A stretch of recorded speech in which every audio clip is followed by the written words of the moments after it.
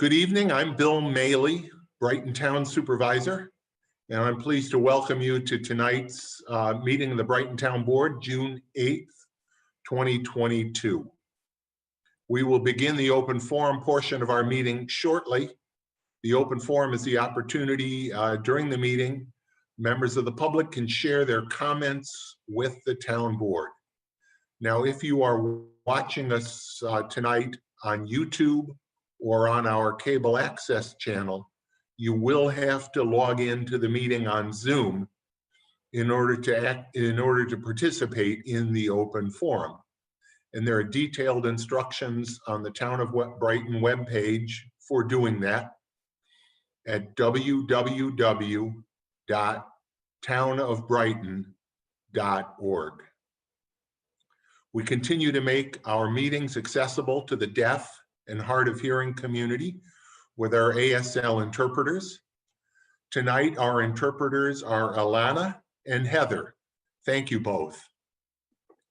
Just as a reminder, the agenda for tonight's meeting, as well as all the materials we'll be looking at in making our decisions tonight, all of them are available on the Town of Brighton webpage. Again, www.townofbrighton.org.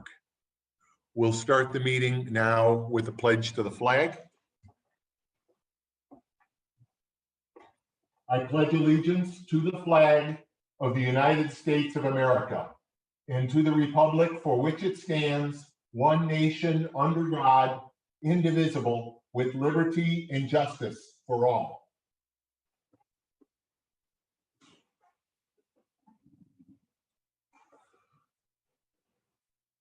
Before we get to the open forum tonight, we do have two proclamations.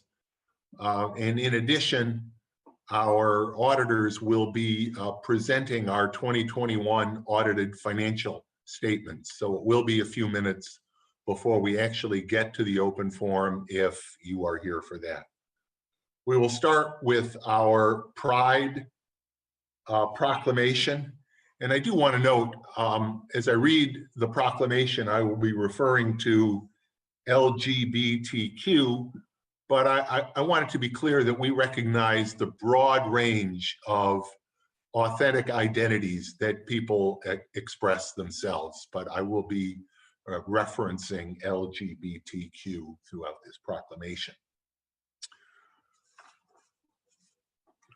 Whereas, people from across all cultures, income, geographies, and religions, the LGBTQ movement has helped people embrace their authentic selves while pursuing legal protection and expanding civil rights for all.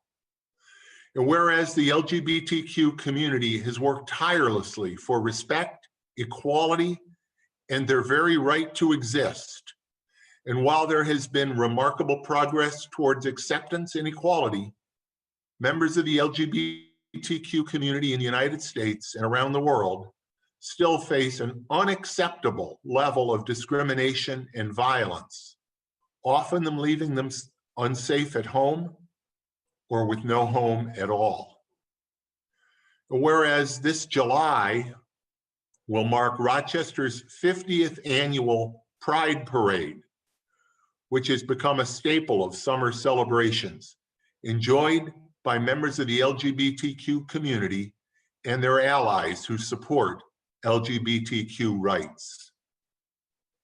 And whereas the Town of Brighton proudly supports LGBTQ rights, having been a leader among municipalities in granting domestic partner benefits to town employees, advocating for marriage equality, and making discrimination against transgender individuals in employment, housing, accommodation, and other areas illegal in the Town of Brighton, even before the state's passage of the Marriage Equality Act and GENDA, the Gender Expression Non-Discrimination Act.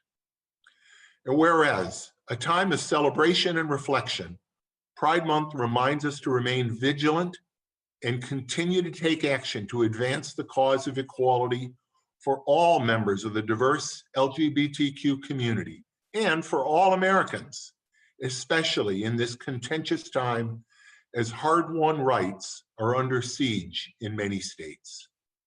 Now therefore be it proclaimed that I, William W. Maley, Brighton Town Supervisor, and the members of our Town Council do hereby celebrate and recognize June as Pride Month in the town of Brighton, and urge all residents to commit to working for equal rights for all, and to uphold the simple truth that equal rights are human rights.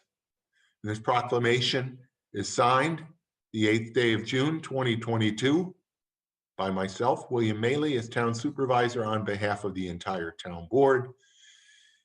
As you enter Town Hall, you will notice our pride flag that we proudly fly on the front facade of the building during Pride Month. And we will be holding additional pride activities that will be announced, the details at a later date.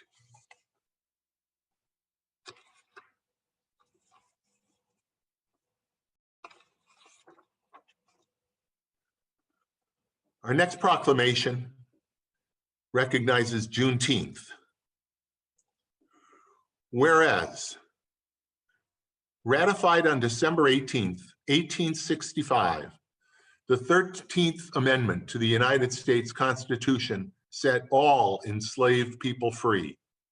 But it was not until June 19th, 1865, that word of the 13th Amendment reached the furthest outposts of slavery, when a Union major announced in Galveston, Texas, that all slaves were now free, declaring, quote, "This emancipation involves an absolute equality of personal rights and rights of property between former masters and slaves." And whereas the following celebration by freed slaves in Texas became an annual tradition for generations of their descendants, and Juneteenth was spread across the country by African Americans moving in search of better economic opportunities. And whereas Juneteenth became a national holiday last year, and it is both a celebratory and a somber day, as we try to imagine the joy of being released from the horrors of slavery and reflect upon the painful legacy of slavery and the dangerous hatred born of racism. Whereas we cannot celebrate Juneteenth without denouncing the continued violence of racism and white supremacists and the heinous act of one man who sought out an African American community in the city of Buffalo and randomly shot and killed 10 people simply because of the color of their skin. Whereas on that horrible day of May 14th, we lost Roberta A. Drury, Margus D. Morrison, Andre McNeil, Aaron Salter, Geraldine Talley, Celestine Cheney, Hayward Patterson, Catherine Massey, Pearl Young, and Ruth Whitfield. All of them loved by family and friends and murdered due to ignorance, hate, and the frightening spread of misinformation and lies upon nonsense conspiracy theories and advocating against fellow Americans. And whereas let us stand in solidarity with the mourners in Buffalo and unite in our determination to join the ongoing struggle of African Americans to achieve equality in all facets of society, so that they may live without fear and prosper in a country no longer divided along the lines of race. Now therefore be it proclaimed that I, William W. Maley, Brighton Town Supervisor, and the members of our Town Council do hereby recognize June 19th, 2022 is Juneteenth in the town of Brighton, and we call upon all Brightonians to reject hate, repudiate racism, and promote Brighton's intentional culture of diversity, inclusion, and equity. Again, the town of Brighton will be celebrating Juneteenth. We will be holding a celebration ceremony actually on Friday, June 17th. We'll be raising the Juneteenth flag. I'm very excited that we will hear the singing of the Black National Anthem, Lift Every Voice and Sing, by Billboard award-winning artist Quanell Mosley. I will be making remarks. Councilmember Robin Wilt will be making remarks. And it's, of course, an event that's free, very much open to the public. The public is strongly encouraged to participate. It will be held at noon on Friday, June 17th, right here in front of Brighton Town Hall at 2300 Elmwood Avenue.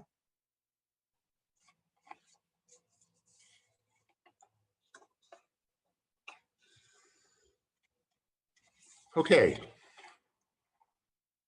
Next, we're going to be hearing from our auditors.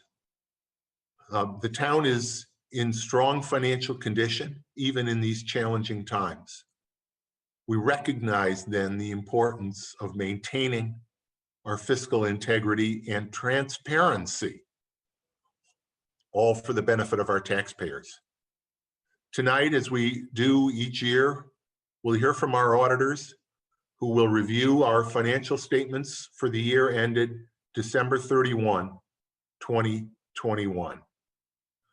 Michael DeBatz, CPA from the Mengel Metzger and Mengel Metzger Bar and Company firm will be presenting those financial statements. And I will turn the floor over to you, Michael, to make your presentation and review the financial statements with the town board and with the community. Okay, thank you. I had an opportunity last week to meet with the finance committee, and we went in a fairly in-depth review of the financial operations of the town for the 2021 year. I've got a little bit of a briefer summary for the town board tonight to hit on what I think are really the most important pieces of the operations for 2021. So we can get right into that here. So overall, the general fund of the town, the main operating fund that really handles most of the operations in the town, had a year-end total fund balance just over $9 million. That represented an increase of about $1.4 million from 2020. And of that $9 million fund balance, the town has about 1.5 million that is encumbered and appropriated to help balance and fund operations in the 2022 budget. So, you know, that's about 1/6 of the fund balance will be used to help fund the 2022 operations and maintain a good tax levy for the taxpayers. The revenues exceeded the budget by $1.3 million. Substantially all of that was a result of really strong sales tax distributions coming in from the county. You know, as the 2021 budget was put together, we were still in a very uncertain times when it came to sales tax projections and things like that. So that number came in really well in 2021 and generated that surplus and the increase in the fund balance for the 2021 year. On the expense side of the budget, the expenses were under budget by about 1.6 million, or roughly 8.3%, which is really where I personally would like to see things. You don't want to be too close on the budget, you know, and you certainly can't overexpend the budget. So I think 8% is really a pretty good place to be on the savings on the expense side of the budget. And really that offset a planned reduction in fund balance. As part of the budgeting process, the town annually does appropriate some funds to help offset expenses in the next year. So that's why you can see $2.9 million in positive variances in the budget, but only an increase of $1.4 million in the total fund balance. The other operating funds, you know, really a lot of them operated pretty close to budget and expectation throughout the year, but I just picked out a couple of highlights that I wanted to make sure I mentioned, things that happened in 2021. The highway fund is really the next largest operating fund in the town, has a year-end fund balance of just over $2 million, which represented an increase of $88,000. And again, 554,000 of that is planned to be used in the 2022 year. So, you know, about a quarter of that fund balance is planned to be used this year to help maintain, you know, level increases in the tax levy and things like that. The capital projects fund, the town spent $756,000 on capital projects and acquiring some highway vehicles and things like that. There was also a new ambulance purchased in 2021. So if you look at the financial statements, you'll see a decrease in the ambulance fund for that purchase. And then there was also the dissolution of the West Brighton Fire District that occurred after the public hearings and things on that in 2021. So that you'll see noted and noted in the notes as well there. Excuse me, Michael, sorry to interrupt. You've got on your slide deck, you've got there's a subtitle box that's covering some of the slides. So I didn't know if I'm sure you're looking at your script and not the that other window. I apologize for that. There we go. Thanks, Dan. And then just we've also issued a few other reports aside from just the town's audited financial statements. Annually, we do some special review procedures looking specifically at different departments in the town or different areas of the financial operations. This year, we looked at the library payroll processing and documentation.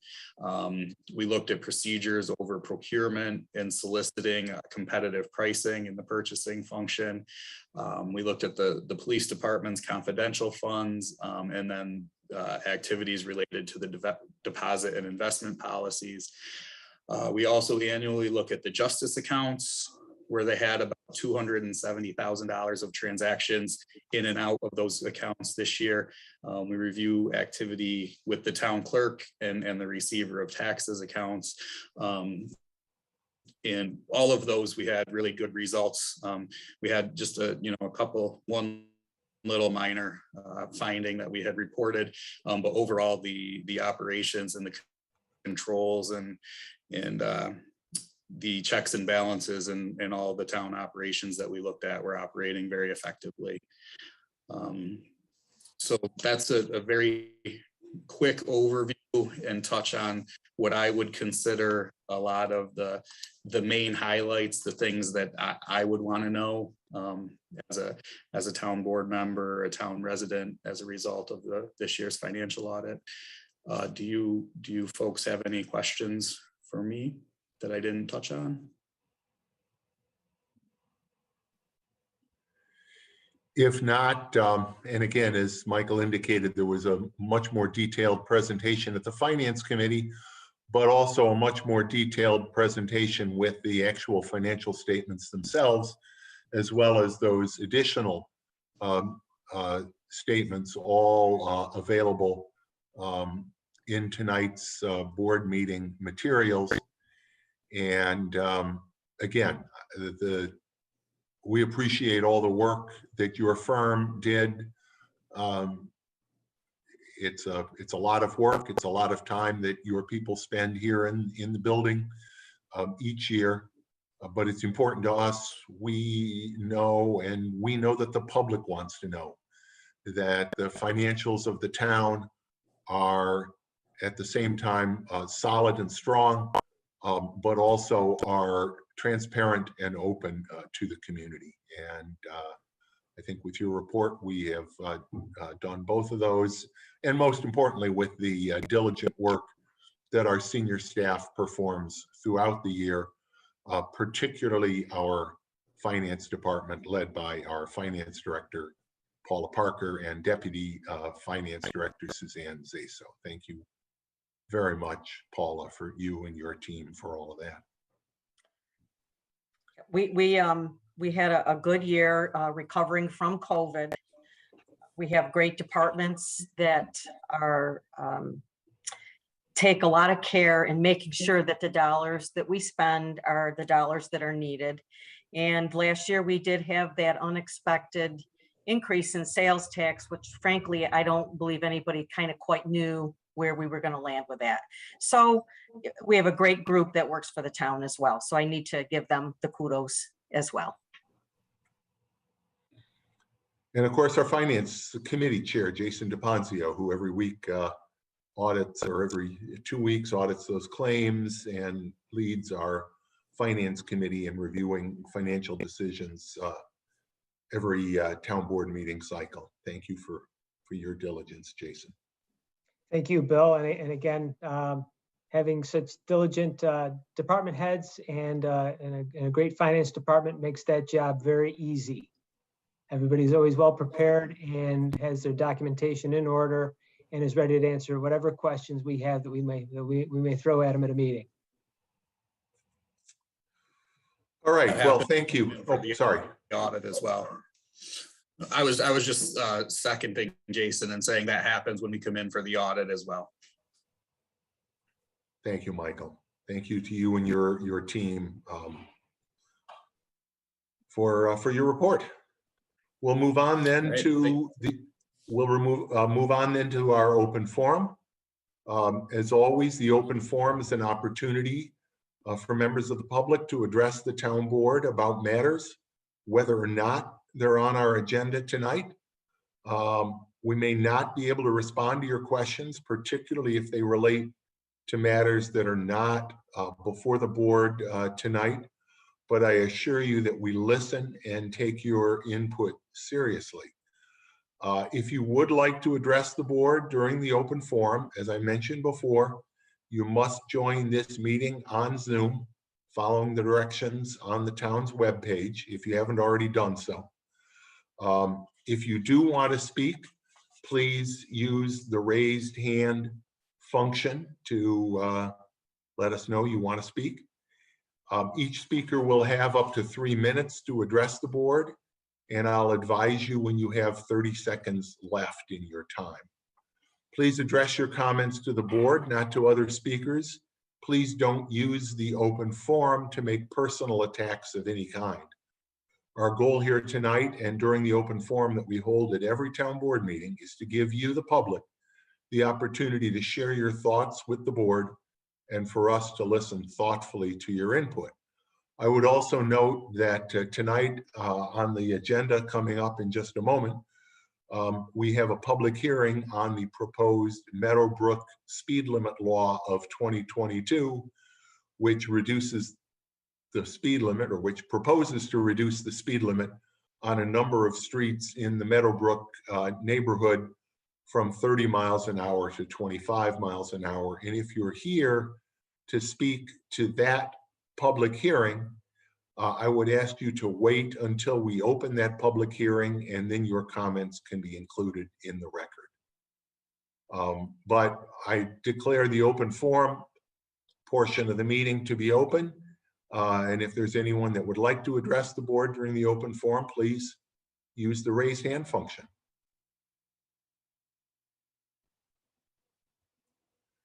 Bridget, I don't see anybody with a hand raised. That is correct. Bill, I move to approve the agenda. Thank you, Chris. Can I have a second? Second, Christine. Dan, please call the roll. Councilmember DePonzio, Aye.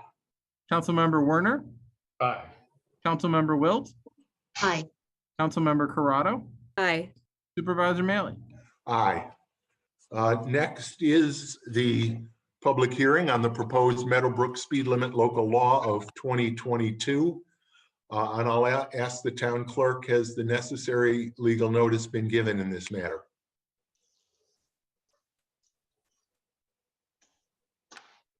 Yes, Supervisor, notice was published in the Daily Record. Thank you very much. I then declare this public hearing to be open. And Mike, do you want to say a few words about the proposed local law? Sure, Supervisor. Just to let people know what we're trying to accomplish here tonight. We had a resident in the Meadowbrook area that was concerned about the varying speed limits within that area. And the speed limits in that area vary between 25 and 30 miles per hour.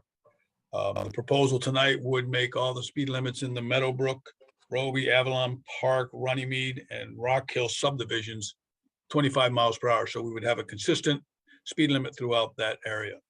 The streets that are included would be Bonnie Bray Avenue, Elmwood, from Elmwood to Westfall, Roby Drive, its entire length, Vernon Place, the entire length, Antlers Drive from Elmwood to Avalon, Buckland Avenue from Elmwood to Avalon, Hollywood Avenue from Elmwood to Avalon, Newton Drive from South Winton Road to Bonnie Bray, Greenwich from South Winton Road to Hollywood Avenue, North Danbury Circle and South Danbury Circle, the entire length, Victoria Drive from South Winton Road to Bonnie Bray, Rock Hill Road from Bonnie Bray to Victoria Drive, and Runnymede Road from Avalon Drive to its cul-de-sac.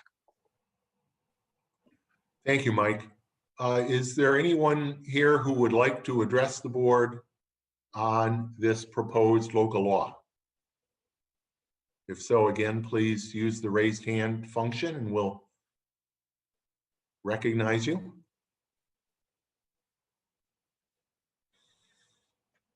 It appears, again, no one, there are no comments on the proposed local law. And in that case, I declare this public hearing to be closed. And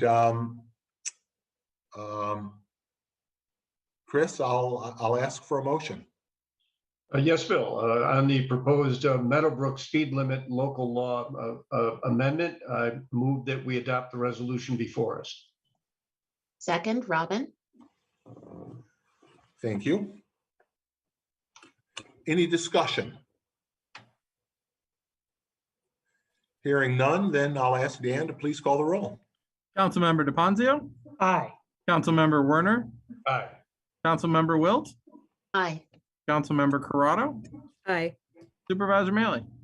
Aye. We'll go then to communications. In tonight's communications, we have a letter from Jennifer Forward from the Department of Psychiatry at Strong Behavioral Health, praising the work of the Brighton Police Department and specifically Officer Jeff Ruffalo for his work on a matter that involved a missing person. So, Chief, I hope if you haven't already, you probably have, but I want to make sure, obviously, that that he receives this and all of our appreciation. We also have a communication from Lawrence Hauk, the treasurer of the Brighton Fire District, with the Brighton Fire District's 2021 financial statements. We won't go into detail on those the way we did on the town's financials, but I do want to note another matter that relates to the fire district and the fire department. 3 of our firefighters, Rick Garrett, who is of course the president of the commissioners of the Brighton Fire District, Bob Lyons and Jay Jeffries, each were recently recognized for 50, that's 50 years of service to the Brighton Fire Department. I think all of us know each of those three gentlemen. Together, 150 years of service to the people of Brighton. That is an extraordinary, extraordinary accomplishment by any measure. And I want to thank each one of them. Obviously, we're appreciative to the entire Brighton Fire Department, both our career firefighters and our volunteer firefighters. But to have those three 50 years of service is really something very special, and I congratulate them all. We also have from Everett Garcia, the town engineer, the report of the Sustainability Oversight Committee, their year-end report. We have a communication from Thomas Cesario, highway maintenance engineer from Monroe County's DOT, about some paving work on East River Road, between Kendrick Road, between the traffic circle there, and West Henrietta Road.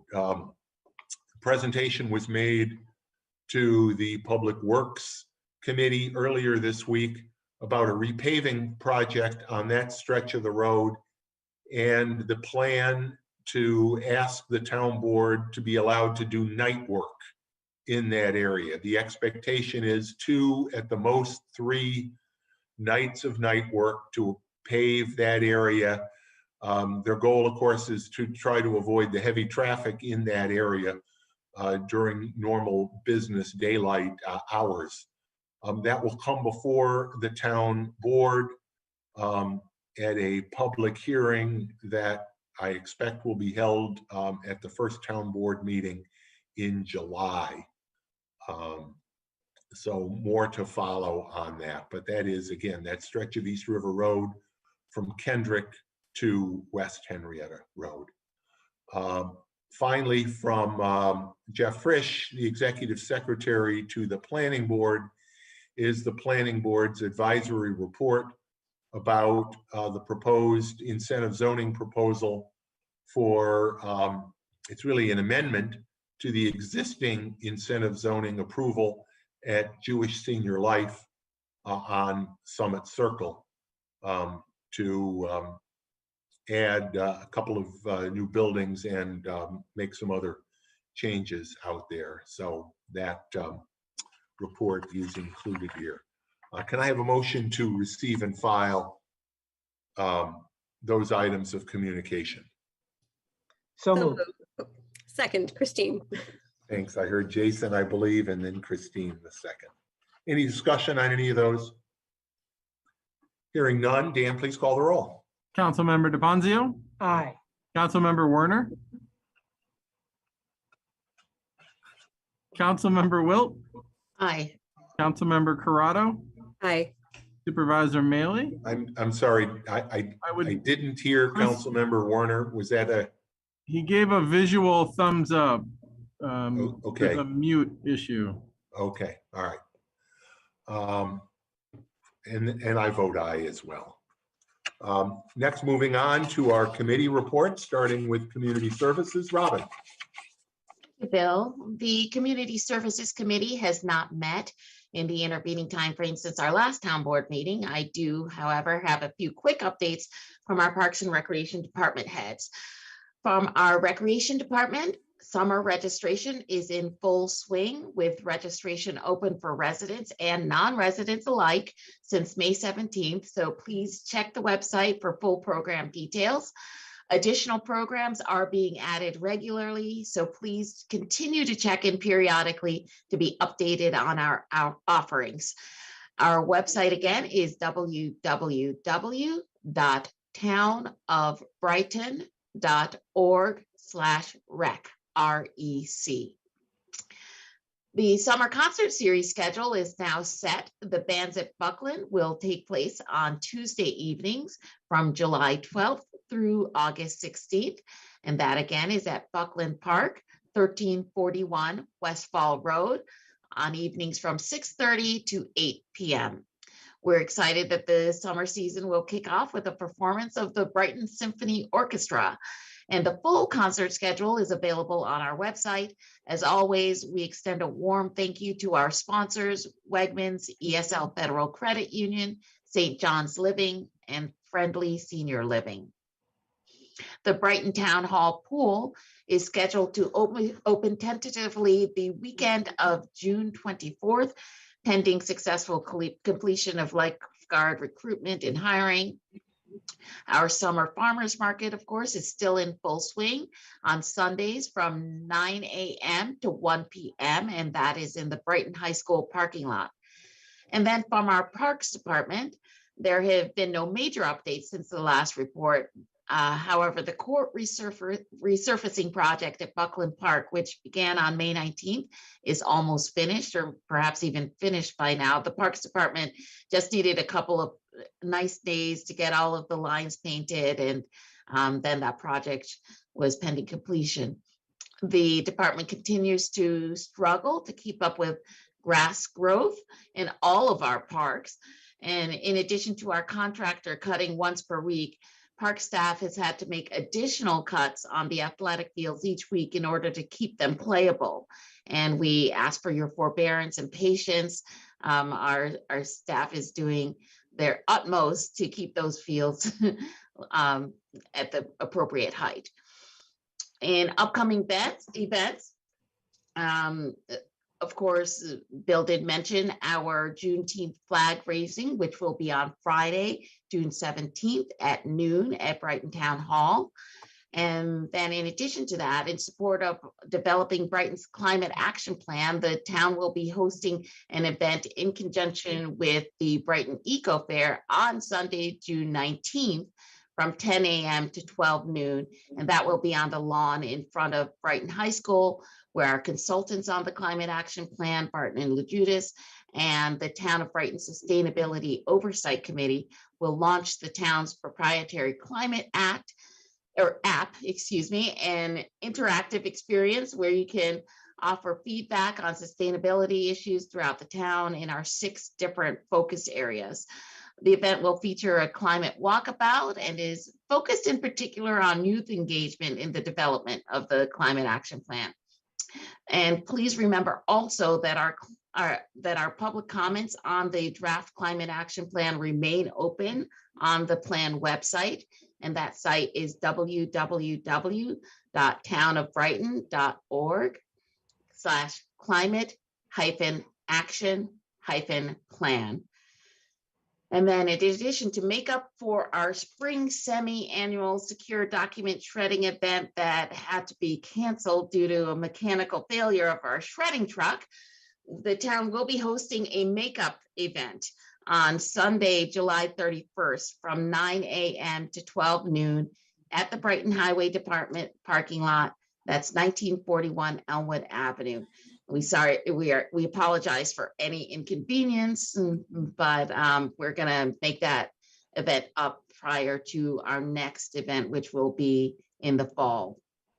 And then the next meeting of the Community Services Committee will be on Wednesday, June 15th at 9:30 a.m. at the Brookside Recreation Center. As always, members of the public are invited and encouraged to attend. That's all I have. Thank you, Robin. I'm just sending a text to Chris, who has some technical issues there. But in any event, we'll move next to our Finance Committee. Jason. Yes, Bill, the Finance and Administrative Services Committee met last Wednesday, June 1st. Each of the items that were discussed in committee appear on tonight's agenda and will be discussed in further detail. And in addition, as mentioned by Mike DeBotts earlier this evening, he was there to present the executive summary of the final draft 2021 audited financial statements, as he had presented earlier during the open forum for this meeting. Our next meeting will take place on Wednesday, June 15th. We will meet at 8:30 in the morning in the Town Hall Auditorium, and the public is invited to attend.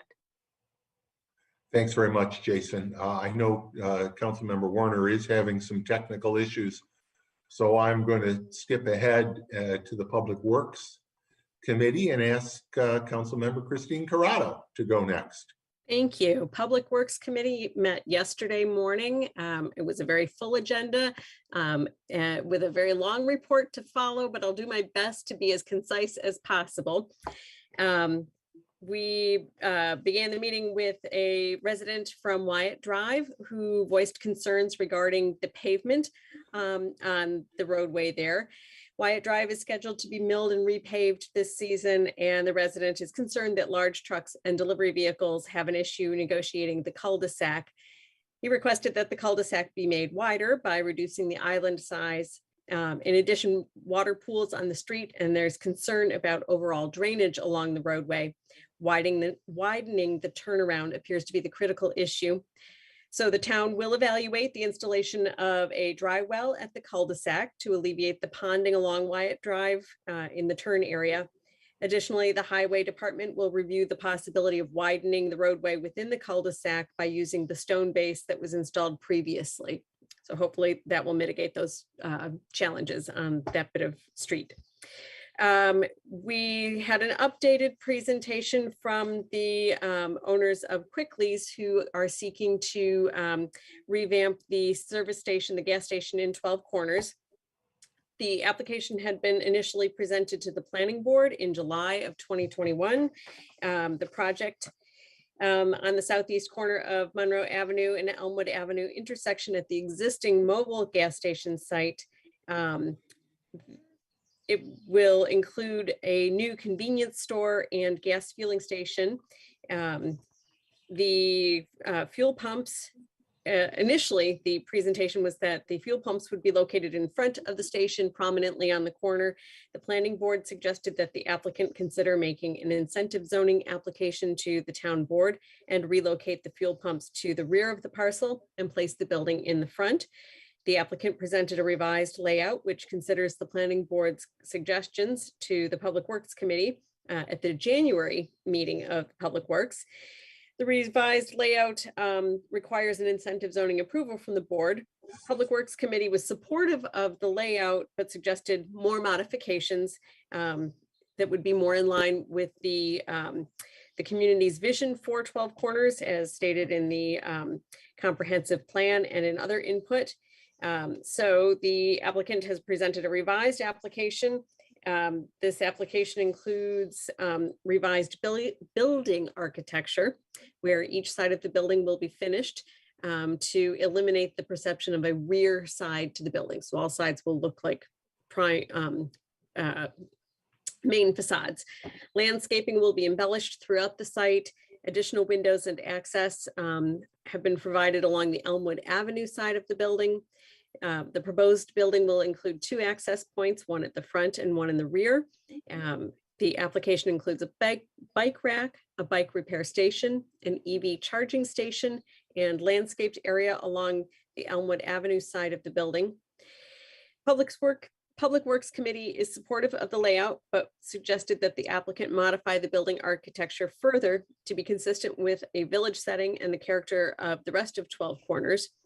The committee suggested that the applicant consider a pitched roof in lieu of a flat roof and more brick on the exterior. And the applicant will consider the Public Works Committee suggestions. If they choose to proceed with the project, a formal incentive zoning application will be made and presented to the Public Works Committee, and a workshop with staff to identify all of the necessary incentives, amenities, and site issues will be held before a formal application is submitted. In new business, RG&E presented regarding smart meters that will be rolled out community-wide. RG&E presented a brief overview of the proposed smart meter upgrade program, which includes replacing existing gas and electric meters with smart meters. The program will be implemented in the fall when RG&E will begin introducing the smart meter program. I'm sorry, RG&E will begin introducing the program this summer, but the meters will be installed in the fall. Smart meters utilize wireless technology to report energy information, and this information will allow residents to be able to monitor their energy use. The Public Service Commission of New York State authorized these upgrades in 2020, and it's anticipated that the installation of the smart meters will begin in 2022 and continue through 2025. Meter installation should be quick and only a minor disruption of service, 3 to 5 minutes during the installation process. And homeowners will have the opportunity to reschedule the meter installation if it's inconvenient and disrupts their daily work activity. The program does not include moving the meters outside. The town did express concern regarding the ability of RG&E to efficiently implement the program in light of the current billing issues associated with the Community Choice Aggregation Program. And the town urged RG&E to resolve the billing issues prior to implementing a new program that could possibly compound existing problems. Christine, I need to clarify, their billing issues are relating to the community solar program. Yes, I will make The note of that community on the choice draft minutes. Yes. aggregation, it has not had any billing issue. Absolutely right. Noted for revised minutes. Community solar it is. In any case, they do need to straighten out billing issues so that rollout of any new program is not conflated with any problems of an existing nature. In other business, the Monroe County Department of Transportation presented regarding the night work request for paving work on East River Road from Kendrick Road to West Henrietta Road. You heard about that earlier in relation to communications to the town board. And I apologize, I'm hearing an echo. Is anyone else? Might be due to outdoor. Yes, I think it may have to do with Chris having his phone and computer. I'm not sure. All right. Well, stop me if it becomes too difficult to understand. Another matter presented to the committee was the Westfall Road pedestrian crossing at Evans Farm. Neighbors have requested that a rapid flashing beacon or an RFB be installed to warn traffic of the Westfall Road pedestrian crossing at Evans Farm. The Public Works Committee indicated that RFBs should be installed at all mid-block crossings and request that staff identify those mid-block crossings throughout town. The town will then be able to present this information to the Monroe County Department of Transportation and request that RFBs be installed at all mid-block crossings. And those are those flashing lights that we do have on mid-block crossings in some parts of town. They are now officially accepted by the Manual on Uniform Traffic Control Devices. And so where we can upgrade, we will try to do that. There was the matter of the proposed Wendover refuse district. The town received a petition to form a refuse district along Wendover Road. The petition included several signatures that, due to a technicality, could not be considered. However, excluding these signatures, the petition nevertheless represents approximately 60% of the residents in the proposed district, and the Public Works Committee indicated that they would like to proceed with the district formation process. Related, the town is considering refuse district consolidation. Currently, the town has approximately 60 refuse districts, and there are an additional 5 districts proposed for this year. And town staff is proposing to consolidate all of these districts into a single district to reduce administration costs. Town staff will follow the advice of council and General Municipal Law 17A to complete the consolidation process. And the Public Works Committee is agreeable to proceeding with the consolidation of the districts. And town staff will begin to develop a consolidation agreement. The Monroe Avenue school speed zone. Currently, no speed zone exists on Monroe Avenue. Shocking, but true. Residents have asked that the town petition the state to pursue the formation of a school speed zone along Monroe Avenue from Brooklawn Drive to the 12 Corners intersection. A school speed zone will also be investigated along Elmwood Avenue in the vicinity of the middle school. And in addition, the currently existing speed zone on Winton Road should be extended to the south beyond the school boundaries. The town staff will investigate the process to request and amend the school speed zones as the state law has changed and allows us to further protect walkers, bikers, and others around schools. So that will be placed on the Public Safety Committee agenda going forward to facilitate and expedite the change. Second to last on the agenda was just a reminder about the Climate Action Plan Spring Public Event, which Robin covered in detail. So just a reminder to participate on June 19th, get to the market by 10 o'clock to be able to take part in that crowdsourcing experience. And last, the Public Works Committee reviewed several trees to be removed in town. All have been vetted by the Conservation Board Tree Council. And the only comment on the replacements, the removals, is that the tree scheduled to be removed from 55 Buckland Avenue, the committee would like to see that replaced, not just removed. Next meeting of the Public Works Committee will be held on July 5th at 9 a.m. in the auditorium at Town Hall. And if you have any matters that you'd like addressed, please contact any member of the committee. That can be found on the town website. And that is all. Thanks, Christine.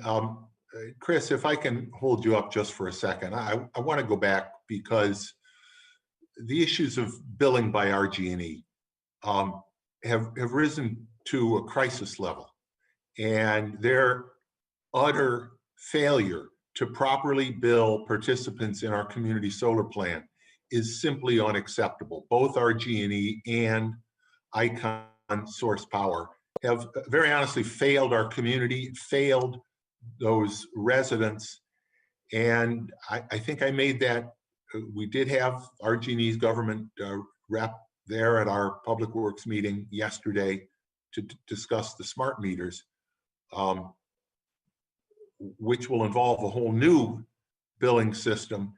And the notion that RG&E would go to yet another new billing system when they had to jettison their last software-based billing system and now bill those customers manually, or not bill those customers manually, is just obscene. This started a year ago when customers in the community solar program, in many cases, stopped getting bills. Then all of a sudden got these large, unexplained adjustments, many of them exceeding $1,000. And after all this time, and a complaint filed by the town against both RG&E and Source Power that the Public Service Commission has, barely given a pro forma response to at this point. There's no sanctions or directions or anything else. Because RG&E is conducting these billings again manually, it's like Groundhog Day. They've started it all over again, sending bills to people with large unexplained charges, no itemization, no information at all. It's unacceptable. I could go on at length, and you heard me go on at length yesterday. I will be meeting with RG&E's Vice President for Customer Service in the very near future. I expect some answers. I expect to hear their acknowledgement finally that they are at fault here. I'm tired of these organizations pointing the finger at each other. I want them to fix the problem now. We have hundreds of customers who are not being properly billed, who are getting bad advice from their customer service people at RG&E, if they're even able to reach a customer service representative at RG&E. It's flat out unacceptable. And what is also unacceptable is the notion that RG&E, in the midst of all of this, and by the way, some of these billing issues go beyond the town of Brighton. Customers in other communities are also getting bills or not getting bills from RG&E. They have the nerve, the gall, to ask for a double-digit rate increase. I am absolutely appalled that they would do that. I certainly will be back testifying against that rate increase when the Public Service Commission holds a hearing. And I will continue to communicate with the Public Service Commission demanding that customers here in Brighton get the kind of compensation that they deserve for the uncertainty, the difficulty, the angst that they've been going through with this billing crisis. They've failed miserably. They need to do better. I was interested to see today that RG&E announced the appointment of a new president. The last president came in and talked to me months ago. And very honestly, that president did absolutely nothing to solve this problem. And I expect better from this new president. I expect better from the RG&E organization, and I expect better from Source Power. All right, enough. But I'm not going to let them off the hook.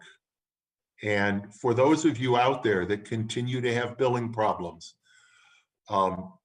please reach out to my office. Bridget Monroe has just done yeoman's work in responding to so many of you.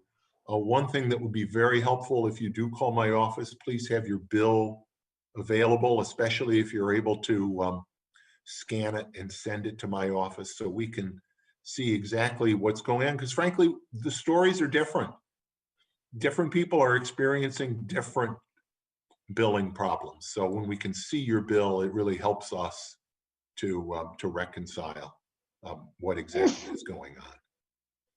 All right, sorry to hold things up, Chris. Public Safety Committee. Very briefly, our monthly meeting will be June 14, 8 o'clock a.m. We hope the public can attend if they have an interest. And we have not had a meeting since our last town board meeting. Thank you. Thank you very much. New business. Jason, reading and approval of claims. Yes, Bill, earlier today, I reviewed claims totaling $817,196.58. Notable claims include to the Depository Trust Company in the amount of $39,190.63, representing payment for serial bonds issued in 2015 covering the Salt Barn roof, Fairfield culvert, East Avenue sewer relining, and the principal amount of that payment was $35,000. Also to Greene County Commercial Bank in the amount of $81,067.50, representing payment for 2016 serial bonds covering the Highland Crossing Trail, dump truck, flusher truck, and library HVAC unit. And the principal amount of that payment was $75,000. Also to Insight Architecture in the amount of $46,429.45, representing partial payment for services per approved contract for the Farmers Market project. Also to Paris Kerwin Associates in the amount of $220,532.02, representing payment for June 1 through December 31, 2022, commercial insurance premiums. And finally, to Suit Coat Corporation in the amount of $152,536.92, representing payment for crack seal filler and oil and stone road surface treatments. The claims all appear to be in order, and I move that they be approved. Second, Robin. Any discussion on those? Hearing none, Dan, please call the roll. Councilmember DePonzio, Aye. Councilmember Werner, Aye. Councilmember Wilt, Aye. Councilmember Corrado, Aye. Supervisor Maley. Aye, and Jason, why don't you do the next one if you would, please? Yes, the next matter seeks to accept a donation to the police department from Norbert Rona in the amount of $100 and amend the 2022 budget by increasing the police department's gifts and donations account by $100 and the program supplies account by $100. I move we adopt the resolution as prepared by the town attorney. Second. Thank you to Mr. Rona for your generous donation. Any further discussion? Hearing none, Dan, please call the roll. Councilmember DePonzio, Aye. Councilmember Werner, Aye. Councilmember Wilt, Aye. Councilmember Corrado, Aye. Supervisor Mealy. Aye, and I'll let Chris, why don't you do the next one and the one after that as well? Thank you. The next item is to amend the 2022 budget of the police department by transferring $1,900 from the forfeited property account to the computer equipment account for the purchase of a laptop. I move that we adopt the resolution before us. Second, Jason.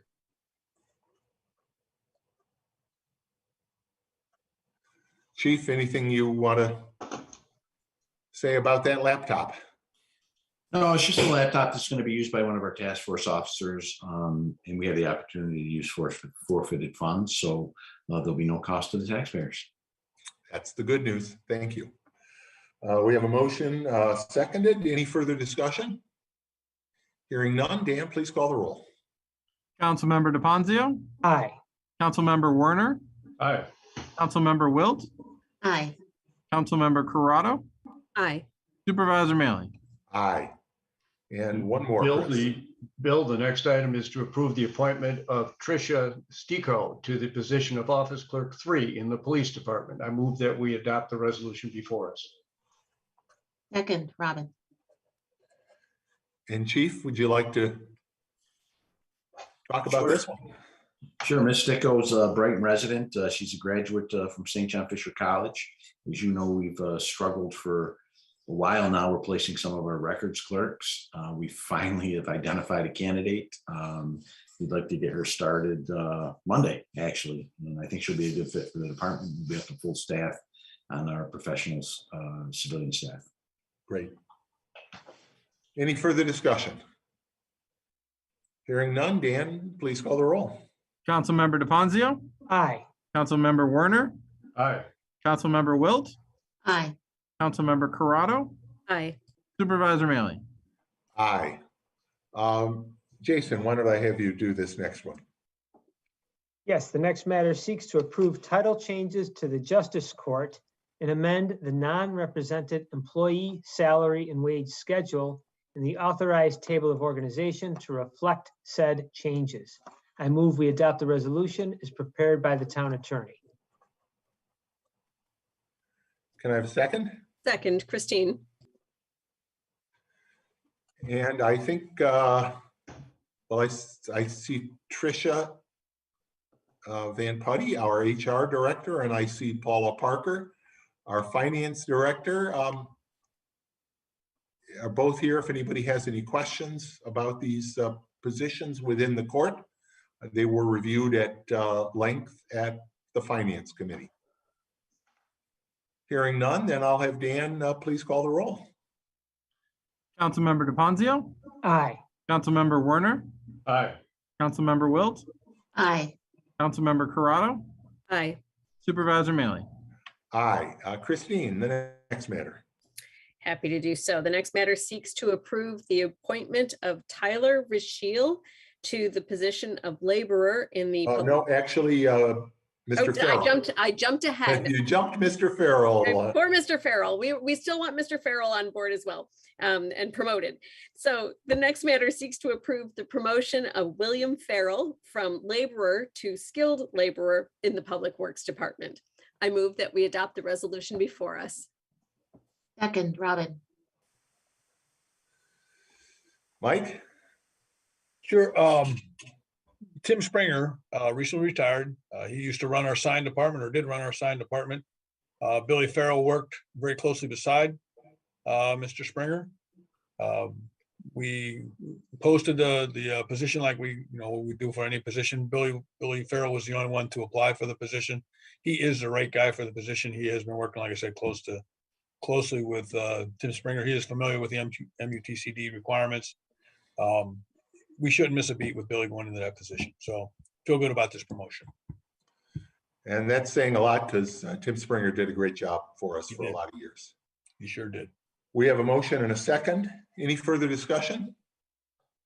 Hearing none, Dan, please call the roll. Councilmember DePonzio, Aye. Councilmember Werner, Aye. Councilmember Wilt, Aye. Councilmember Corrado, Aye. Supervisor Maley. Aye. Now why don't you do the next one, Kristen? Now we would like to approve the appointment of Tyler Richiel to the position of laborer in the Public Works Department. I move that we adopt the resolution before us. Second, Chris. And Mike, this completes the backfilling process? Oh, no, no. It's another part of the backfilling process. Yeah, it is. So I got to confirm, I think we may still have 2 spots there, Bill, to fill, but Tyler came in, interviewed very well. It's for a laborer's position. We look forward to bringing him on. So it's all right. We still have a bunch of positions to fill, Bill. So this is just one of many. And honestly, the new hires that we have been bringing on, the new laborers have been doing very well. So we're happy with so far with what we've hired. So hopefully this will continue. I know we had quite a few people through the job fair that we did several weeks ago in collaboration with Rochester Works and with Empire State College, and we'll continue to outreach as broadly as we can. We know it's a hard market to hire in. It's difficult, and we also have positions available in our sewer department too, Bill, now. So and I think everybody's in the same boat. I think all the towns are short-staffed at this point trying to hire people. So there's not a lot of candidates because people are finding work pretty quick. Yeah. Okay, we have a motion seconded for that appointment. Any further discussion? Hearing none, Dan, please call the roll. Councilmember DePonzio, Aye. Councilmember Werner, Aye. Councilmember Wilt, Aye. Councilmember Corrado, Aye. Supervisor Maley. Aye. Robin, the last item of new business. Certainly, the last item seeks to approve the designation of town staff to the following assignments: building inspectors, environmental review liaison officer, code enforcement officers, local administrator for Chapter 211 flood damage prevention, and secretaries to various town advisory boards, effective immediately through December 31st, 2022. I move that we adopt the resolution as prepared by the town attorney. Second, Christine. Any discussion on any of these? Variety of what is in some, just reflection of some changes in our internal personnel. Hearing none, Dan, please call the roll. Councilmember DePonzio, Aye. Councilmember Werner, Aye. Councilmember Wilt, Aye. Councilmember Corrado, Aye. Supervisor Maley. Aye. Matters of the supervisor, can I have a motion to receive and file the April 2022 expense and revenue reports? So So moved. moved. Second.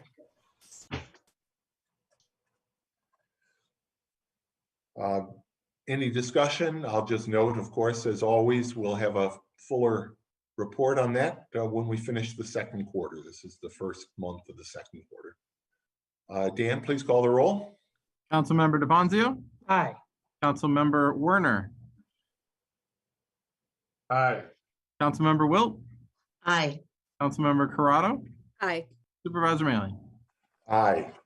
Matters of the town clerk. I have nothing this evening. Matters of the town board. I have only one small matter. The Mind the Gap survey conducted by Reconnect Rochester has wrapped up, and bells to ring and drums to pound. Brighton came out on top. The community at large sees that the biggest gap in the bicycling infrastructure in Monroe County right now is Elmwood Avenue between the city line and 12 Corners. The community has recognized that a cycle track along that primary backbone of transit is very important. It's critical to a complete streets network in the community. So Reconnect Rochester, which is an outstanding advocacy organization, is working with us to pull for the funding to get that cycle track project rolling, as it were, sooner rather than later. So thanks to all who submitted their votes on that matter, and we'll keep you posted on what's coming next in terms of seeking funding and getting that underway someday. Thanks, Christine. And I know our Congressman Joe Morelli saw it as an important project. He led the charge. Hopefully recognition like this will show some of the other members of Congress, and particularly those who and maybe question whether projects like this are really important. They are important. This is a grassroots show of support for a very important safety-based. It's not just a green project, it's a safety project. And I know Joe's going to continue to carry this, and I'm just hoping there can be a consensus and that this great project can get funding. I meant to mention, and I didn't, but I'll jump in right here. We did, speaking of funding, we were able to celebrate with Assembly Member Sarah Clerk the grant that she was able to get for the town for the library roof repair project, as well as some other bathroom projects at the library. But the workers have been up on the roof the last couple weeks on good days, getting that new roof installed, and that will make a real difference. No more plastic sheets covering bookshelves in the Brighton Memorial Library. And we're very, very happy to see that come forward, and very grateful to Assembly Member Sarah Clark for getting those funds for us. Any other matters of the board? Then can I have a motion to adjourn? So moved. Second. Dan, please call the roll. Councilmember DePonzio, Aye. Councilmember Werner, Aye. Councilmember Wilt, Aye. Councilmember Corrado, Aye. Supervisor Mealy. Aye. The next meeting of the town board will be held on June 22nd, 2022. At this point, I don't know for sure. I'm assuming that it will be held remotely, but if that changes, we'll let everybody know. 7 p.m. Wednesday night, June 22nd. Thank you for watching us tonight. Have a good evening, everybody. Good night.